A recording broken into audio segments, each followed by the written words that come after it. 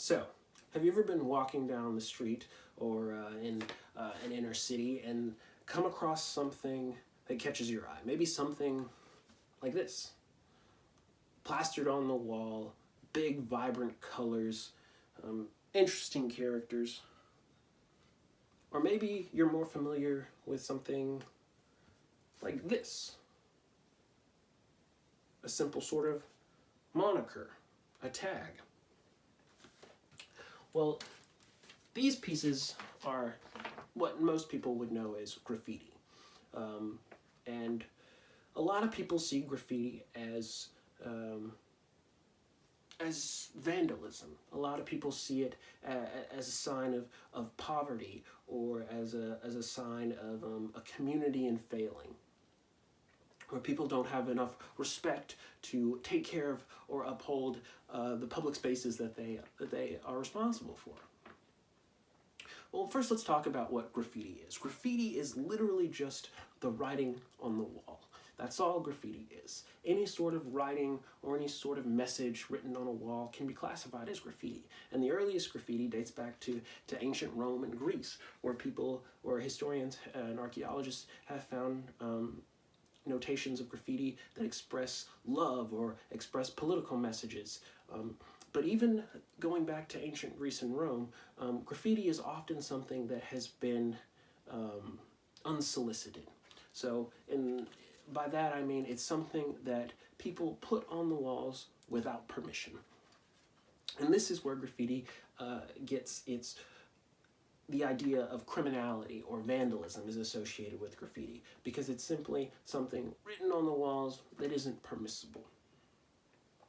So over the years, graffiti has grown, and with it, it has grown this reputation that it is still vandalism or a form of public property destruction, or just a sign, like I said, of a failing community or environment.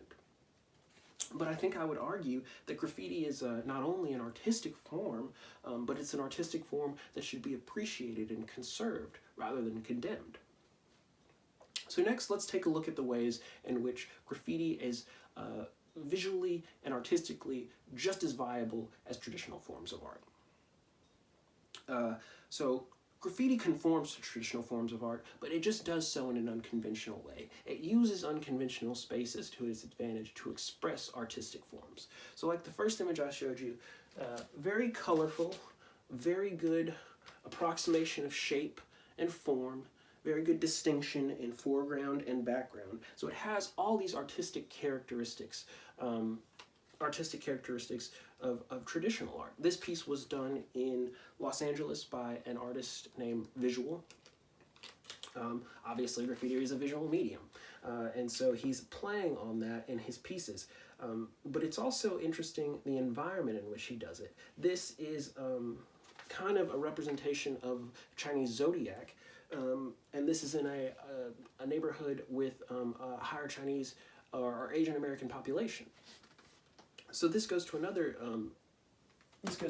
example of how graffiti relates to a traditional art. It's produced, it relies on cultural themes and cultural associations, just like traditional artwork does. Hugh O'Donnell, a graffiti artist out of New York, characterizes graffiti as such. He says, graffiti can be art. Art is what we call something when it carries significant human symbolic expression. It's all a question of degree, and there's good art, great art, and bad art. So what he's really saying here is just in the traditional art world, there are examples of high art, low art, medium art, and in the graffiti world there are as well. So something like I just showed you with the mural is probably something of a greater expanse. It takes a large amount of artistic ability to do, but not only artistic ability, but also a commitment of time. Something like the first image, though, or the second image, like this, is something known as a tag. It's simply just when a graffiti artist expresses his name or his moniker rather quickly in a space, and it's generally used to define a space and claim it for the graffiti artist, to tell other artists in the area, this is where I normally work, so please be respectful of that space. And just as traditional artists are respectful of other artists and they critique other artists' work, so do graffiti artists. When other artists see this tag, generally they respect the space of that artist. But if the tag has gone old or no one has utilized the space, they'll paint over and create something new. So it's an ever-forming change. It's an ever-evolving there's an ever-evolving aspect to graffiti, just as there is in art. People taking what other people have done and building off of it. Literally in graffiti, sometimes you're taking the same canvas as someone and building off of it, just as traditional artists have done for hundreds of thousands of years. There are socially acceptable forms of graffiti, and they're known as murals.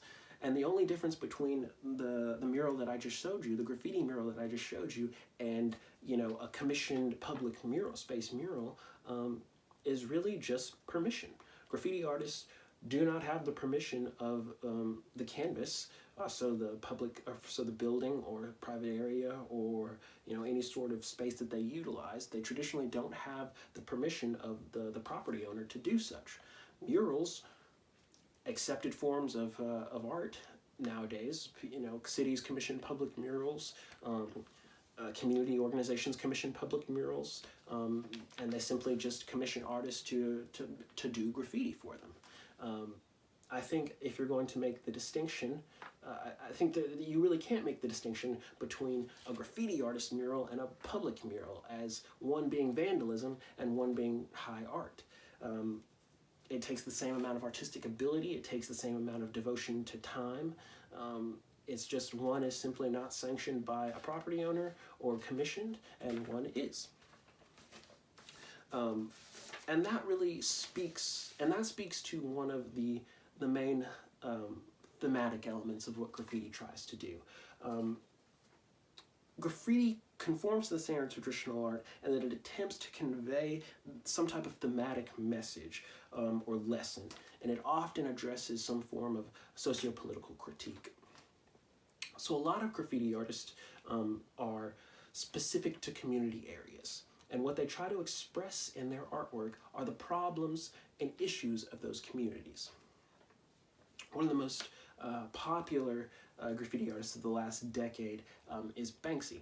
And Banksy is an anonymous graffiti artist based out of England, and he uses his graffiti to comment on social issues in his work, such as violence and homelessness and racial injustice. One of the most famous Banksy pieces, probably from the last 10 years, is The Girl with the Red Balloon.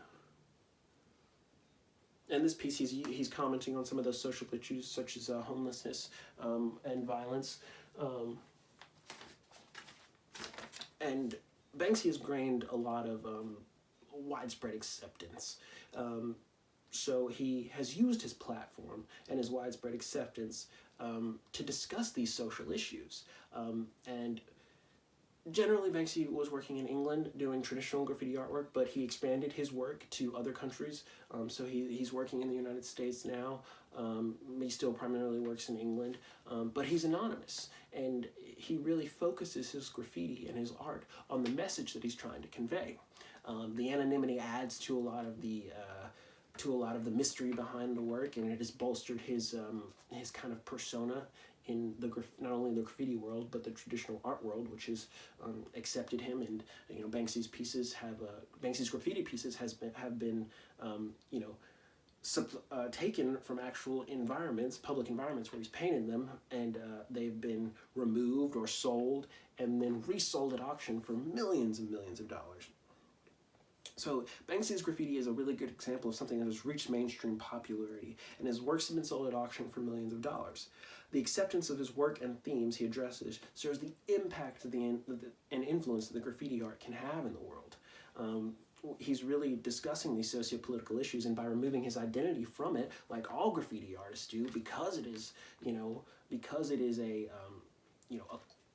criminal enterprise, some people would characterize it as, they really pinpoint on the social issues. But unlike Banksy, a lot of graffiti that you see is produced by members of a community. So a lot of times when you're looking at graffiti, it's going to have some sort of socio-political commentary, some commentary maybe on the injustices that are happening in the community, or maybe just expressing the cultural ideas of that community. In the mural we just showed you, expressing kind of these traditional Chinese zodiac symbols and traditional, Chinese imagery. So a lot of graffiti is either just like traditional art, is either commenting on the environment or commenting on the culture and producing something new out of it, just as traditional art has done for thousands of years.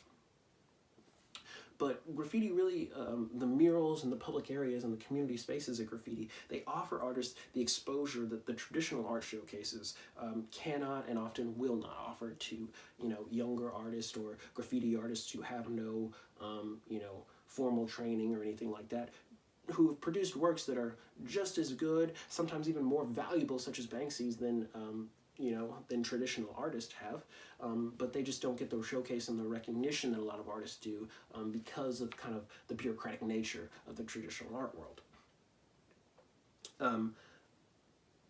There's a graffiti artist known as Visual who does the mural that I just showed you, who would describe the socio-political message of graffiti and how it relates to criminality in this way. Visual says, in a way it is vandalism. You can perceive it the way you want to see it. The point is that you get your name out there and you're there to be acknowledged in the graffiti world and build a name for yourself, because people will be more respectful in that way. Walls with art speak words, and that's better than a plain wall. If people were to see my work, that makes them feel a type of way, and that means I'm doing my job right. So what Visual is really talking about here is using the kind of anonymity and the aspects of graffiti, such as these public and community spaces, and utilizing that with the artwork to express his message and make the viewer feel something, to have a thematic connection or a cultural connection with someone, to kind of make them think something that they may not have thought before, or to draw their attention to an aspect of the community that they never thought that they would. But what he also does in his artwork is show that graffiti is not just some sort of criminal vandalism. It's a product of the community, and it can be beautiful, and it can be incredibly artistic, and it can be incredibly valuable. And it can really give a great representation and a message of what the culture of the community is. So this kind of socio-political commentary and the artistic depth that graffiti presents, it has gained a large, broader public acceptance already. There are a lot of showcases and traditional forms of art showcases, such as museums and exhibitions, that have put on graffiti art exhibitions. So they will not only commission new pieces from graffiti artists or popular graffiti artists, they will actually do what a lot of people have done for Banksy's works. They will kind of supplant these original graffiti artists and move them into traditional art spaces such as museums to have people view them, kind of taking the streets and bringing it to the public, to a wider, larger audience. Or some would argue a wider, larger audience. I think the graffiti artists would argue that the traditional canvas of a blank wall presents a wider, larger audience than maybe a traditional art showcase, because of how limited those traditional art forms can be to, upper class or upper middle class people who are interested in the art world and who can only go to museums to see it, as there are barriers to those kind of spaces. Whereas a traditional graffiti wall, anybody can walk by and anybody can view your art, which is one of the benefits of it. So according to the Mural Arts Philadelphia website, the city's first legitimate efforts to eradicate graffiti in Philadelphia, a really big coastal area which graffiti has prospered in the past 20-30 years.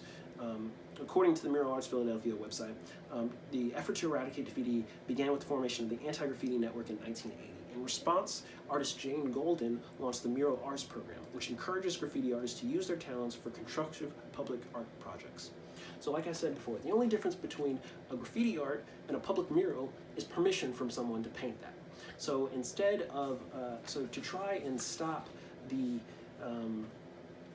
to try and stop the criminality associated with this, artists like Jane Golden have launched these programs, and they're utilizing them to bring in community artists, community graffiti artists, and give them spaces where they can display their art, to put their art on display and kind of show, kind of disconnect the art from the criminal element of it, and show people that, hey, this is just as valuable a traditional form of artistic expression as anything else is.